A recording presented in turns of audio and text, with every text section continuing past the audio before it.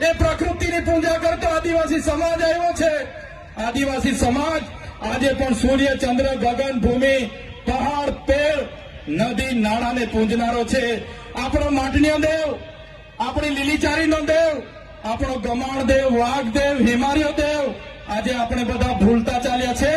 પણ જે દિવસે આ બધું આપણે ભૂલી જઈશું, તમે આદિવાસી છો એ સાબિત કરવા માટે તમને અઘરું પડી જવાનું છે, યાદ રાખજો।